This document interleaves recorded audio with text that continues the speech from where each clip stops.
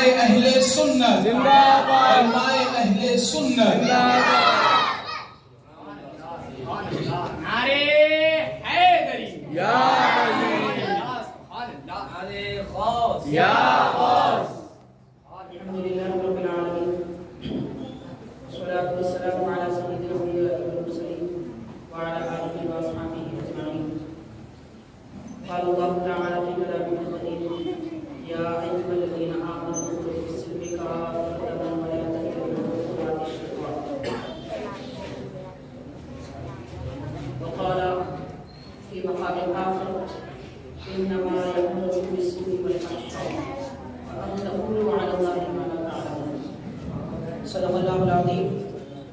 क़ाल अल्लाहु तआला फ़ी शअनि हबीबिही इन्नल्लाहा व मलाइकतहु युसल्लूना अलन नबी या अय्युहल्लज़ीना आमनू सल्लू अलैहि व सल्लिमू तस्लीमा। अल्लाहुम्मा सल्लि अला सय्यिदिना मुहम्मदिन व अला मुहम्मदिन व अला आलिहि व सहबिही अफ़्ज़ल सलावातिका व अदद मालूमातिका व बारिक व सल्लिम।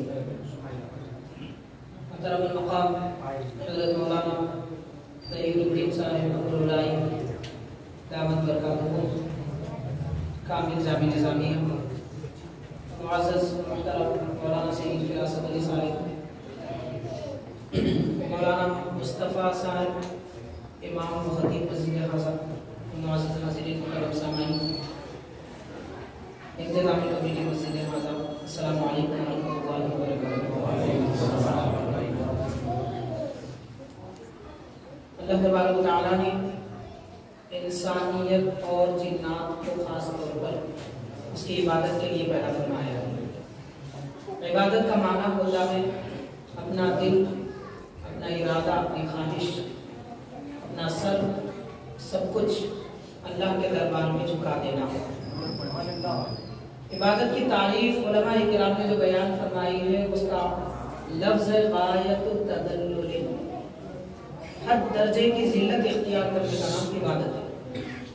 दुनिया में कोई आदमी किसी के सामने जलील होना नहीं चाहता, लेकिन अल्लाह ताला के सामने अगर जलील हो जाता है तो उसी का नाम इबादत है। इसलिए कि अल्लाह तबारक व तआला की जो शान है, किसी की वो शान नहीं, किसी का वो मकाम नहीं, और कोई ना वैसे कुदरत रखता है और ना ही कोई उस जैसा रज़ाक है। हाज़रीन, जिस रब ने हमें नेमतों में रखा, नेमतों में पाला, जब नहीं थे तब भी नेमतों में रखा, जब हैं तब भी नेमतों में हैं, जब इस दुनिया को छोड़ जाएंगे उस वक्त भी नेमतों में रहेंगे, उसी परवरदिगार के सामने अपनी बंदगी का इज़हार करने का नाम इबादत है। तमाम इंसानियत को तमाम नेमतें अता फरमाने वाला परवरदिगार ये फरमाता है कि ऐ ईमान वालों, इस्लाम में पूरे पूरे दाखिल हो जाओ। अल्लाह तबारक व तआला ईमान वालों को ये हुक्म फरमा रहा है कि तुम आधे अंदर आधे बाहर मत रहो, कि एक कदम मस्जिद में है दूसरा कदम बाहर है। बदन मस्जिद में है लेकिन अक्ल और दिमाग बाजार में है। नाम मुसलमानों का है मगर काम सारे के सारे शैतानों के हैं। इसको अल्लाह ताला पसंद नहीं फरमाता, इसलिए फरमाया उदखुलू फिस्सिल्मि काफ़ा, इस्लाम में पूरे दाखिल हो जाओ। हाज़रीन, इस्लाम में पूरे किस तरीके से दाखिल हो, दाखिल होने का तरीका क्या है और उसके लिए क्या अहकामात, ये चीजें हमें जानने की जरूरत है। इसके मुताबिक सबसे पहले मैं ये आयत पाक के शान नुज़ूल को आपके गोशे गुज़ार करना चाहूँगा। जब ये आयत करीमा नाज़िल हुई उसकी वजह क्या है? एक बड़े साहबी रसूल हज़रत अब्दुल्लाह बिन सलाम रज़ियल्लाहु ताला, तकरीबन 3 या 4 ऐसे सहाबा किराम हैं जो इस्लाम लाने से पहले, प्यारे आका सल्लल्लाहु अलैहि वसल्लम की खिदमत में हाजिर होने से पहले यहूदी थे, फिर ईसाई बने, उसके बाद नबी पाक सल्लल्लाहु अलैहि वसल्लम के हाथ पर बैत करके मुसलमान बने। उनमें हज़रत अब्दुल्लाह बिन सलाम रज़ियल्लाहु ताला अन्हु भी हैं, हस्सान बिन साबित भी हैं और सलमान फारसी रज़ियल्लाहु ताला अन्हु और भी दीगर हज़रात। हज़रत अब्दुल्लाह बिन सलाम रज़ियल्लाहु ताला अन्हु इरशाद फरमाते हैं कि मेरे दिल में, चूंकि पहले वह यहूदी था, तो मेरे दिल में ऊँटनियों का गोश्त खाना पसंद नहीं था और उसका दूध पीना पसंद नहीं था। वो इसलिए कि यहूदियों के पास ऊंट का गोश्त पसंद नहीं किया जाता और उसका दूध पसंद नहीं किया जाता। मैं मुसलमान हो गया, अल्लाह के नबी के हर फरमान को मान लिया, लेकिन ईमान लाने के बाद में एक खटक मेरे दिल में मौजूद रहती थी कि ऊंट का जब भी गोश्त आता मैं उसे इस्तेमाल नहीं करता। तो नबी पाक सल्लल्लाहु अलैहि वसल्लम की ज़ात-ए-पाक पर अल्लाह ताला ने ये आयत नाज़िल फरमाई और हज़रत अब्दुल्लाह बिन सलाम रज़ी अल्लाह अन्हु फरमाते हैं कि ये आयत मेरे हक में नाज़िल, यानी मेरे दिल में जो शक था या फिर दौरे जाहिलियत या यहूदियों के तरीके से मोहब्बत थी, उस मोहब्बत को भी जड़ से निकालने का हुक्म दिया गया। अब आप गौर कीजिए कि ऊंट का गोश्त अगर कोई नहीं खाता तो क्या वो इस्लाम से निकल जाएगा? उसे अगर कोई नापसंद करे तो क्या गुनाहगार होगा? कोई बात नहीं है, लेकिन चूंकि गैर मुस्लिमीन की मुशाबहत ना हो, उनके जैसी सूरत इख्तियार न करे, उनके जैसा अमल, उनके गैरों के जैसा उनके आदत व अदवात और उनके सिफात मुसलमानों के अंदर ना हो, इसलिए अल्लाह तबारक व तआला ने ये हुक्म नाज़िल फरमाया कि यहूदियों की शबाहत खाने पीने के पसंद और नापसंद में भी ना हो। मिसाल के तौर पर इस दौर में हाज़िरीन मैं एक दो बातें अर्ज करूंगा। इसकी मिसाल के तौर पर देखिए, कोई बड़ी बात नहीं है, मैं सिर्फ मिसाल के लिए अर्ज करना चाहता हूँ। इस दौर में आम तौर पर ये जो हमारा मुस्लिम मुआशरे का नया जेनरेशन है, नई नस्ल है, इनको बेकरी आइटम पसंद है, पिज्जा पसंद है, बर्गर पसंद है और इस किस्म की चीजें ये लोग पसंद करते हैं।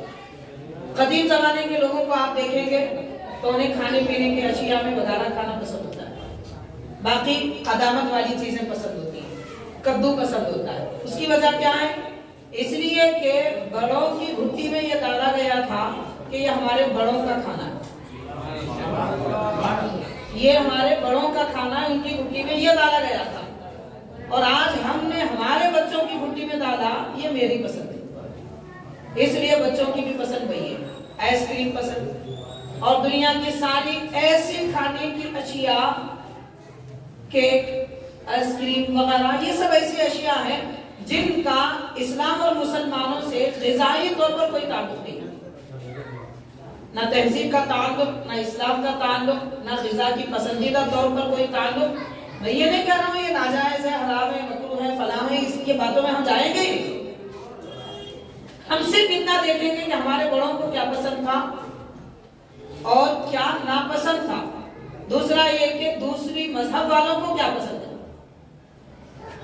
तो हाज़िरीन, तहजीब एक माना रखती है, तहजीब की बड़ी हैसियत है और खास तौर पर वो तहजीब, वो कल्चर जो इस्लाम की सूरत और शक्ल बताता है। मिसाल के तौर पर मैं अर्ज करना चाहूंगा, देखिए मैं चंद मिसालें देना चाहता हूँ पसंद नापसंद की, बाकी आप मुझसे ज्यादा समझदार हैं, सब समझ सकते हैं। एक जमाना था दस्तरखान जब बिछाया जाता था तो दाल बिछाया जाता था और जब से तसाहुल पसंदी, काहिली, सुस्ती मुसलमानों में आ गई, वो यूज एंड थ्रो दस्तरखान इस्तेमाल करने लगे, यूज एंड थ्रो प्लेट इस्तेमाल करने लगे, प्लास्टिक के चमचे इस्तेमाल करने लगे, प्लास्टिक के ग्लास इस्तेमाल करने लगे। दस्तर जब सबसे पहले बिछाया गया था हजरत इब्राहिम अलैहिस्सलाम ने बिछाया और हजरत इब्राहिम अलैहिस्सलाम लाल दस्तर बिछाते थे, इसीलिए लाल बिस्तर का रिवाज है। तो हाज़िरीन देखिए, हम गैरों की पैरवी में नबी की सुन्नत छोड़ रहे हैं। अब ये कोई ऐसा शरीय मसला नहीं है कि लाल नहीं बिछाए तो कोई गुनाह होगा या होगा। मैं बात शरीय जवाज अदम जवाज की नहीं कर रहा हूँ, मैं तहजीब की बात कर रहा हूँ, हमारे अकाबिर और हमारे बड़ों के तरीके की बात कर रहा हूँ। अगर आगे बढ़ के कुछ कहूँ तो शायद बुरा लगे। हाज़िरीन, दुनिया में आमतौर पर जमाना जिसको बुरा समझता है, इस्लामी हैसियत से कोई आदमी छोटा बड़ा और बुरा या अच्छा उसके अपने तौर तरीके की वजह से नहीं होता, गुनाह की वजह से होता है। जो जितना बड़ा गुनाहगार वो उतना बड़ा बुरा, और जो जितना ज्यादा नेक वो उतना अच्छा। ये मेयार है हमारे पास। खानदान, तहजीब, रंग, फला, ये सब चीजें मेयार नहीं है। लेकिन जमाना जिस कौम को बुरा समझता है उसको आप और हम लोग समझते हैं, कहते हैं, या लोग कहते हैं लंबाड़ों की कौम, जिसको लोग आमतौर पर काम काज वगैरह के लिए इस्तेमाल करते हैं और बात भी करते हैं तो बड़े अजीब तरीके से लोग करते हैं। ये तालीम इस्लाम नहीं देता हमें। लेकिन मैं अर्ज ये करना चाहता हूं कि जिस कौम को लोग मामूली समझते हैं वो कौम दुनिया के किसी भी खित्ते में क्यों ना चली जाए, वो अपना लिबास नहीं छोड़ती, वो अपना लिबास नहीं छोड़ती, वो पहचानी जाती है अपने लिबास से। तो गौर करें कि मुसलमान आखिर अपना लिबास कहां खो दिया। जिस कौम को अल्लाह तबारक तआला ने सारी इंसानियत में सबसे बेहतर बनाया वो मुस्लिम कौम, और उसी का लिबास उसका अपना नहीं रहा। पहचानना मुश्किल है कि ये मुसलमान है या गैर मुस्लिम है। एक जमाना था लोग कुर्ते मतलब शर्ट और पैंट पहनते, अब ऐसा हाल हो चुका है जींस और टी शर्ट का दौर। पहले लिबास में कम से कम आस्तीन तो लंबे होते थे, अब आस्तीन गायब भी हो चुके हैं। हाफ ही नहीं बोल रहा हूं मैं, अब तो गायब भी हो चुके हैं। और एक जमाना ऐसा था कि लोगों का लिबास अगर शर्ट भी हो कम से कम घुटनों के ऊपर तो रहता था, घुटनों के ऊपर तो रहता था। अब हाल यह हो चुका है कि करतब दिखाने वाले लोग बंदर को जो कुर्ता पहनाते थे उससे छोटा लोग पहन रहे हैं, इंसान पहन रहा है। झुके तो सतर नजर आता, उठे तो सतर नजर आता। ना उसकी नमाज हो रही है और ना ही दूसरों की नमाज में आराम मिल रहा है। ये कैफियत हमारे गुजर गई है। तो हाज़िरीन, हमें उस कौल से सबक सीखना चाहिए जिसको जमाना मामूली समझता है लेकिन वो अपना लिबास, अपनी अलामत कभी नहीं छोड़ते। लेकिन आज मुसलमानों को क्या हुआ कि जो नया फैशन आता है सबसे पहले मुसलमान उसके पीछे पड़ता है। और इंतहाई अफसोस के साथ ये भी कहना चाहूंगा मैं कि हाज़िरीन, जब हमारे लड़के लड़कियों के लिए, बच्चे बच्चों के लिए बाजारों में, हम दुकानों पर कपड़े खरीदने के लिए जाते हैं, एक लिबास भी ढंग का मुसलमानों जैसा नहीं मिलता। और सारी दुकानें जहां पर हम गश्त करते हैं वो सब मुसलमानों की, सब मुसलमानों की दुकानें हैं और लिबास बेचा जा रहा है ईसाइयों का, यहूदियों का। अब आप गौर कीजिए, शायद दुकानदार ये कहेंगे पब्लिक जिसका डिमांड करती है हम वो रखते हैं, ये गलत है। आपको जो माल सस्ते में मिलता है आप वो लाते हैं, पब्लिक डिमांड नहीं करती। आपके दुकान पे जो मिलता है लोग वो पहनते हैं, और कंपनी जो बनाती है लिबास आप दुकान पे वो रखते हैं। मतलब मैं ये अर्ज करना चाहता हूं कि इतनी बड़ी मुस्लिम आबादी में एक भी ऐसी कोई कंपनी, एक भी ऐसा कोई कपड़े बनाने वाली मशीन या आदमी नहीं है मुसलमानों में जो मुसलमानों जैसा लिबास बनाए। अब सितम ज़र्फ़ी की आलम यह हो चुका है। अभी चंद महीनों पहले हमारे हैदराबाद में एक बुर्के की दुकान की ओपनिंग हुई। अफसोस के साथ कहना पड़ता है वो बुर्का नहीं है बल्कि पहने हुए कपड़ों को जाहिर करता है। नया फैशन, जो नया फैशन आता है मुसलमान सबसे पहले उसकी पैरवी करता है। अब हाज़िरीन गौर करें, मैं अर्ज करना चाहूंगा, हजरत उम्मुल मोमिनीन सैयदतुना आयशा सिद्दीक़ा रज़ियल्लाहु तआला अन्हा की खिदमत में एक छोटी बच्ची आई। उसके सर पर पतली ओढ़नी थी, लिबास अच्छा था, सर पर पतली ओढ़नी थी कि बाल नजर आ रहे थे। कम उम्र बच्ची थी, छोटी बच्ची थी।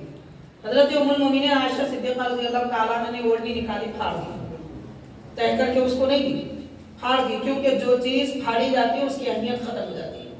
इसलिए आपने फाड़ दिया और अपनी ओढ़नी उसके सर पे डाली और फरमाया कि बेटा ओढ़नी ओढ़ो तो ऐसी ओढ़ो कि मोटी हो, दबीज हो और सर के बाल नजर ना आए। वो लड़की में कितनी खुश नसीब थी, उम्मुल मोमिनीन के सर का पल्लू से तो हाज़िरीन, बात गौर करने की ये है कि आज ये बड़ों का कड़कपन हमारे बड़ों में क्यों नहीं है। दादा भी देखते हैं, नाना भी देखते हैं, बाप भी देखता है, माँ भी देखती है, लेकिन किसी की मजाल जो कहे कि बेटा ये ओढ़नी क्यों ओढ़े, ये लिबास क्यों पहने, बोलने का माहौल हमारे दुनिया से खत्म हो चुका है। जब तक बड़े बोलेंगे नहीं तब तक माहौल सही नहीं होगा। और अफसोस की बात यह है कि घर के मर्द औरतों के इशारे पे नाचते हैं। ये बड़े हमारे लिए अफसोस की बात है। जब भी शादियों का जिक्र आता है, मैं अपनी बात कह रहा हूँ, कई एक मुसल्ली हजरात हैं, अकीदत रखने वाले लोग हैं, दावत देते हैं, कभी हम दावतों में शिरकत करते हैं। वैसे मैं कोशिश करता हूँ ज्यादा शादी वगैरह के दावतों में न जाऊँ, क्योंकि सबसे पहले वक्त बेकार होता है।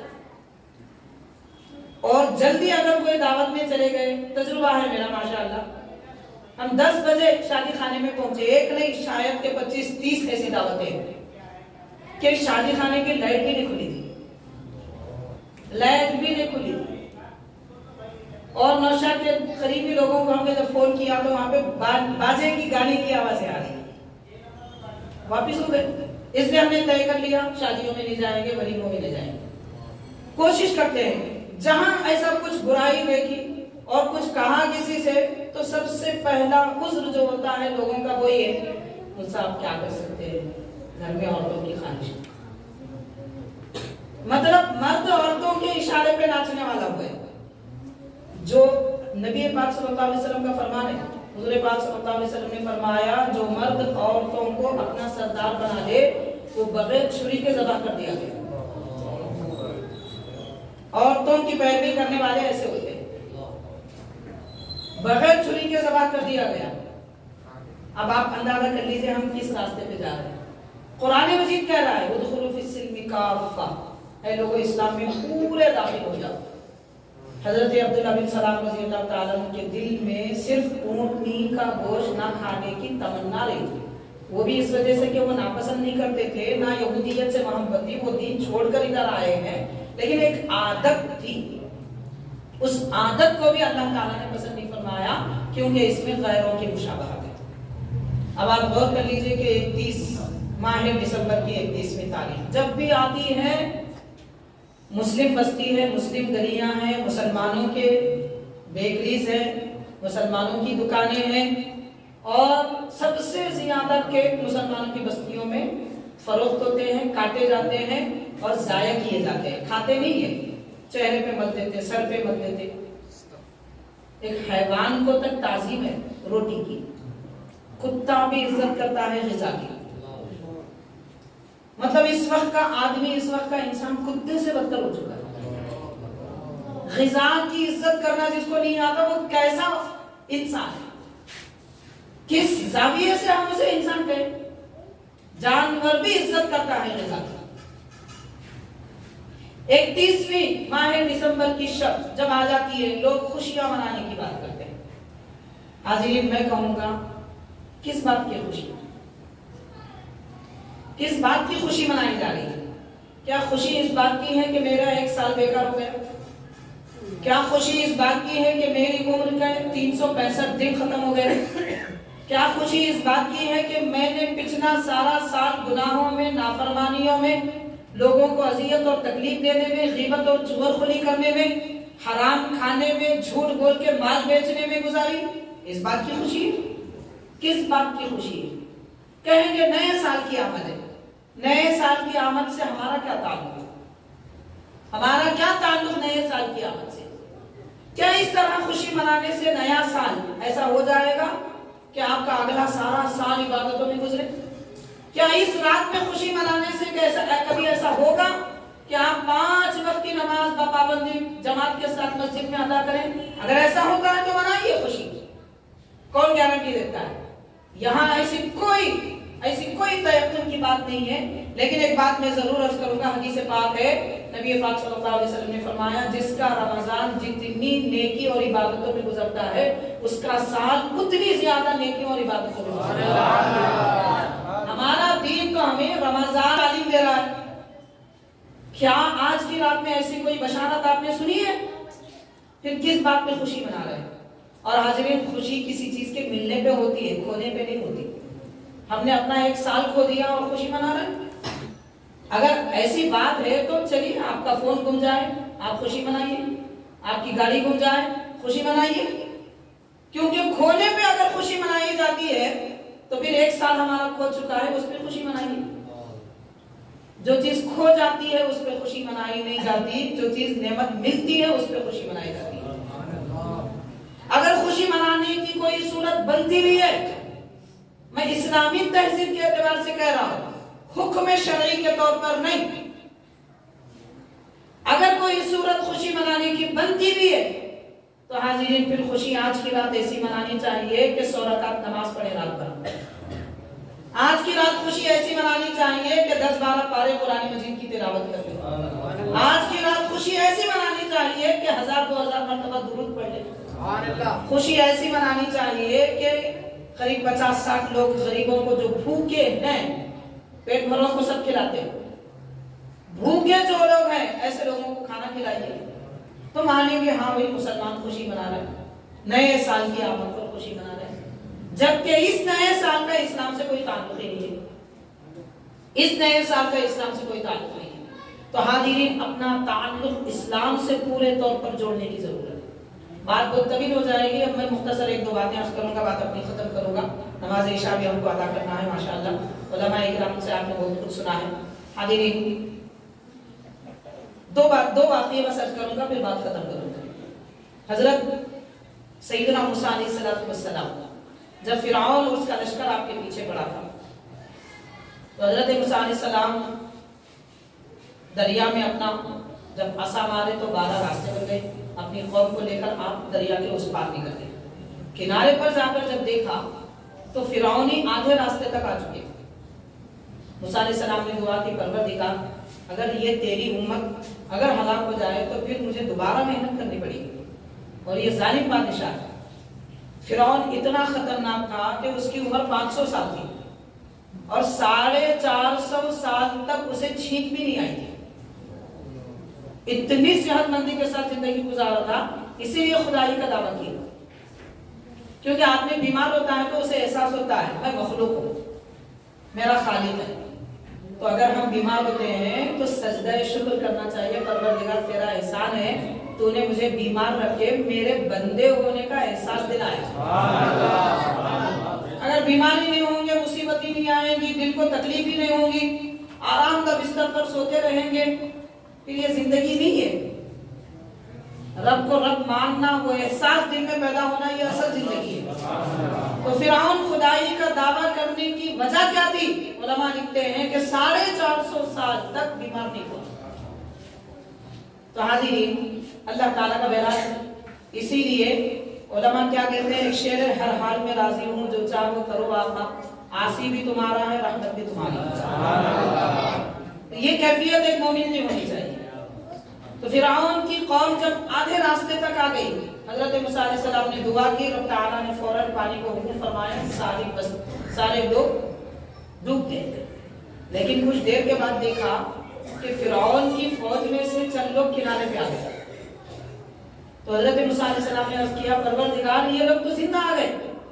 रब ने फरमाया, है मूसा आप फिरौन की कौम को देख रहे हैं और उनके जुल्म और सितम की वजह से आप अपनी कौम को बचाना चाहते हैं, लेकिन मैं ये देख रहा हूं कि ये जो बच के आए हैं, ऐ मूसा गौर करो, इनके बदन पर आपके जैसा लिबास है, आपने जैसा लिबास पहना है। मान लीजिए कि कमीज पैजामा, कुर्ता पैजामा, जुब्बा वगैरह जो था, तो आपने जो लिबास पहना है ये फिरौनी है, मगर लिबास आपके जैसा है।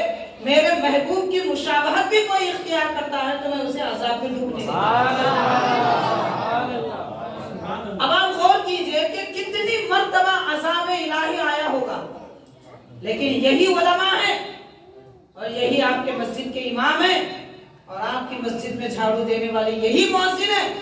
इनकी सूरत, शक्ल, इनका लिबास नबी पाक के जैसा है, इसलिए अल्लाह ने अज़ाब उठा लिया। अब हम हैं कि हमारा लिबास यहूदियों के जैसा, सूरत और शक्ल ईसाइयों के जैसी, तहजीब और हमारे दावतें, हमारे तौर तरीके हुलूद के जैसे। अल्लामा इकबाल ने कहा था, वज़ाबिन नसारा तो तमद्दुन में हुनूद, ये वो मुसलमान हैं जिन्हें देख के शर्माए यहूद।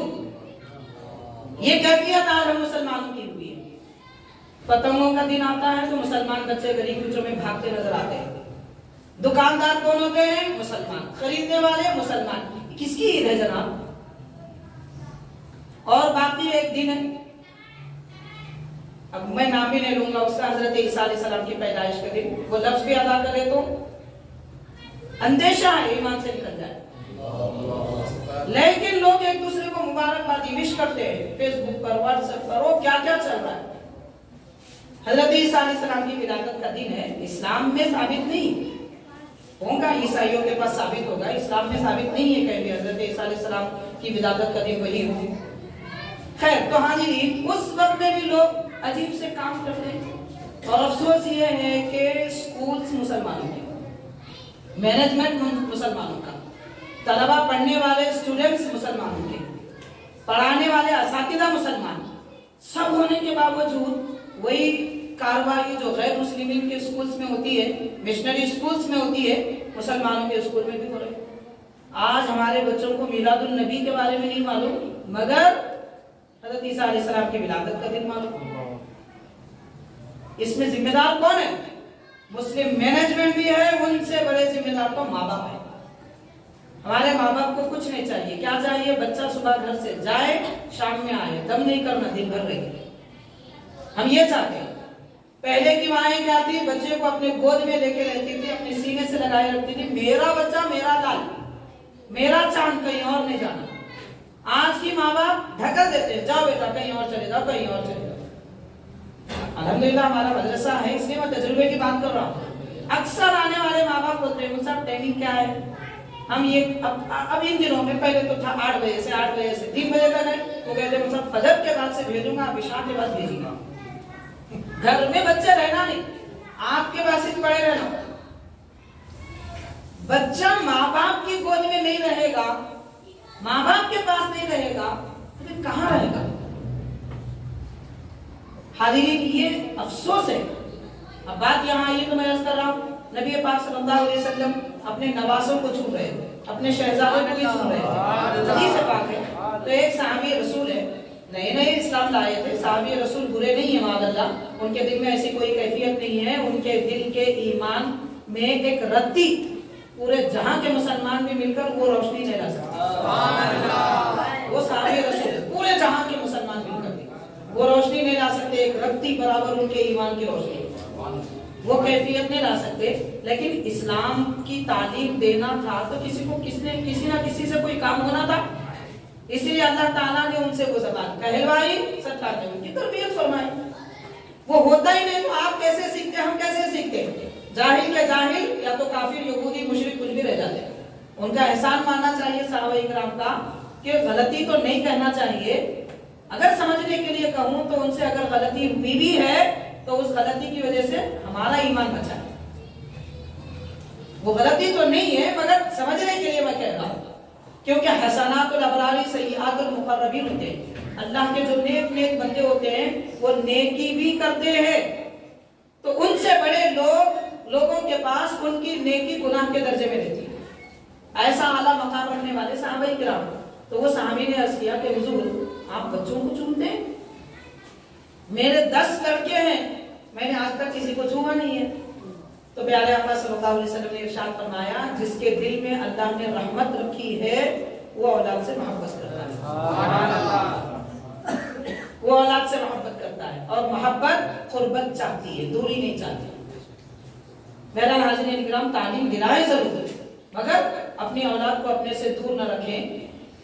तो हजरत नबी पाक रहमतुल्लिल आलमीन सल्लल्लाहु अलैहि वसल्लम की मुशाबहत जिन लोगों ने इख्तियार की है, लिबास में, सूरत, अखलाक में और बाकी जिंदगी के तौर तरीके में, उन्हीं की वजह से आज मुसलमान बचे।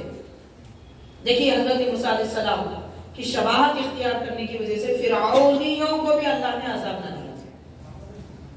और माज़र हाज़िरीन, किसी भी सूरत में किसी गैर मजहब के एक चीज को पसंद न करें, किसी भी शय को।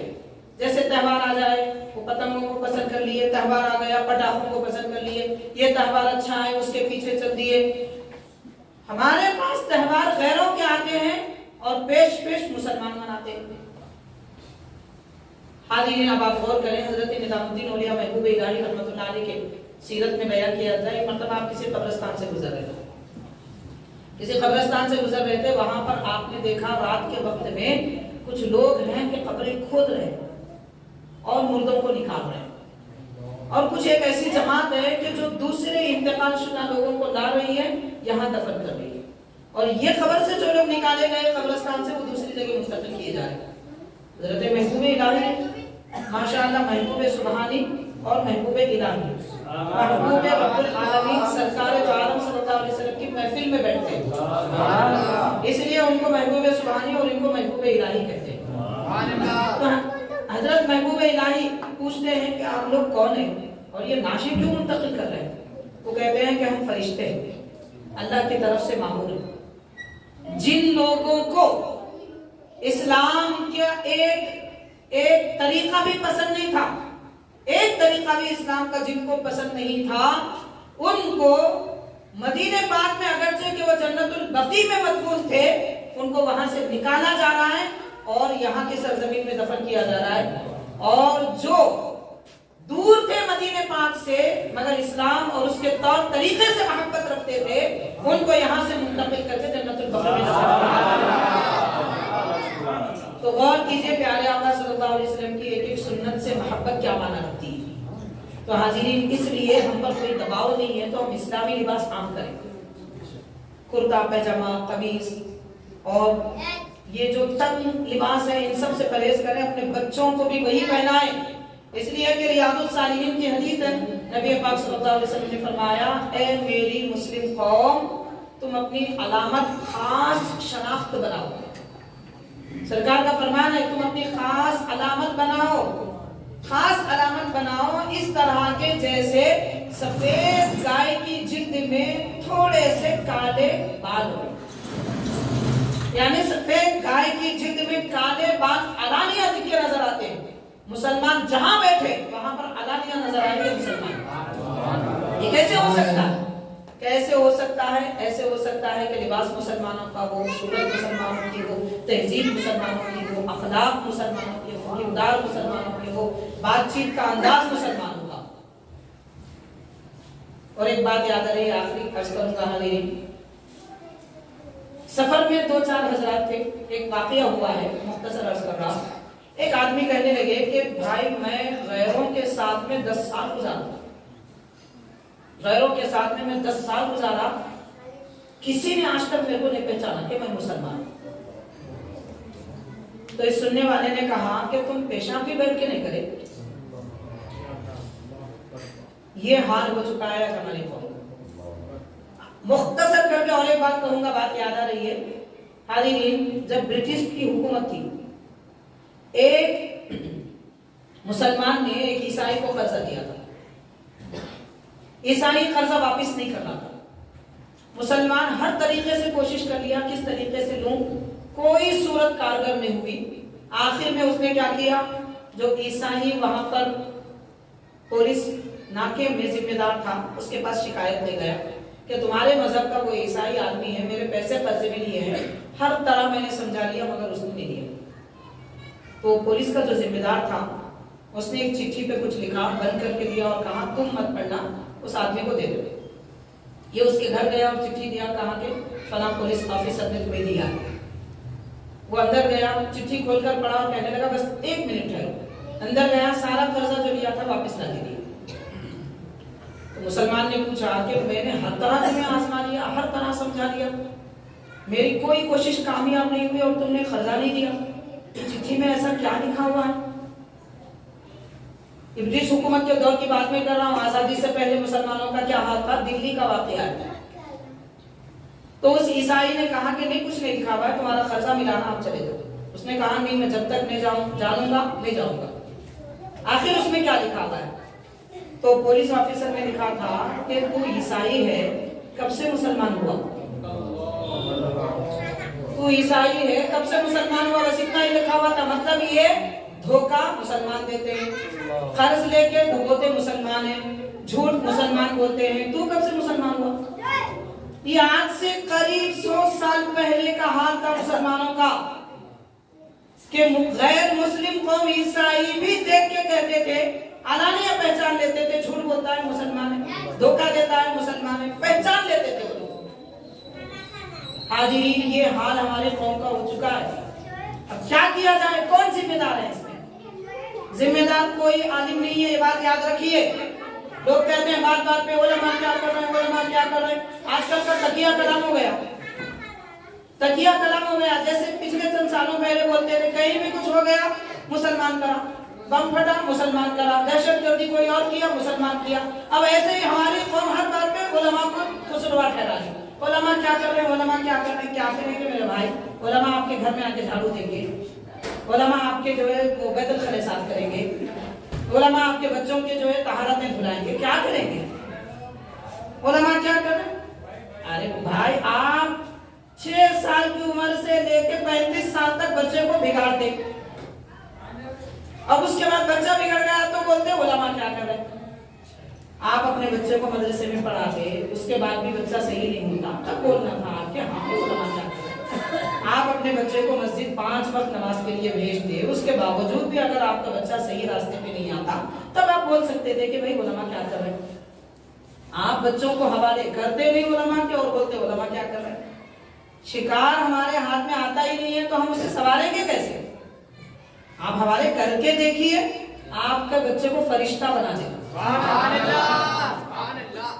क्योंकि पाबंद इंसान कामिल जो होता है वो फरिश्तों से अफजल होता है, आम फरिश्तों से, बड़े बड़े फरिश्तों से नहीं, आम फरिश्तों से, जो पाबंद इंसान कामिल होता है।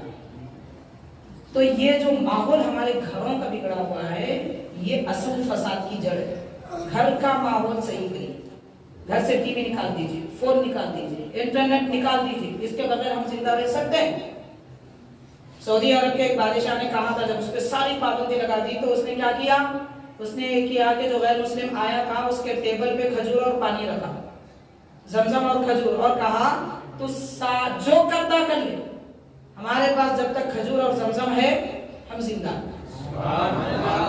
तो हाज़रीन, हमारे लिए मुसलमान कौम के लिए उतना ही काफी है। इसीलिए नबी पाक सल्लल्लाहु अलैहि वसल्लम ने क्या इरशाद फरमाया? 2 काली चीजें हैं, जिसके पास है वो नेमत है। जो काली चीजें हैं, 2 काली चीजें हैं, जिसके पास है वो नेमत है, पानी और खजूर। देखने को पानी सफेद है, मगर सरकार ने फरमाया काला है तो काला ही है, काला ही है, बस और कोई बात ही नहीं है। और ये बिला मुबालगा मैं अर्ज कर रहा हूँ, हज़रत शेखुल इस्लाम बानी जामी रहमतुल्लाह अलैह ने पानी के रंग के मुताबिक अपनी किताब में तकरीबन 6 सफ़हात पे बहस की। आखिर में साइंसदानों की तहकीक से 150 साल पहले साबित किया कि पानी का रंग काला है, क्योंकि सरकार ने काला फरमाया। तो हाज़रीन, हमें किसी चीज की जरूरत नहीं है, हम मोहताज नहीं है, इलेक्ट्रिसिटी के मोहताज नहीं है हम, और इंटरनेट के मोहताज नहीं है, उसके बगैर हमारा गुजारा हो जाता है। आप अपने बच्चों की हिफाजत कीजिए, कहीं ऐसा ना हो कि ये आज के बच्चे नौजुबिल्लाह माअज़ल्लाह कल हमारे सामने कोई दूसरा वसीम रज़वी न बने। अल्लाह हिफाजत करे हमारे बच्चों की। तरबियत दुनियादारों की गई तो वैसे बनते हैं।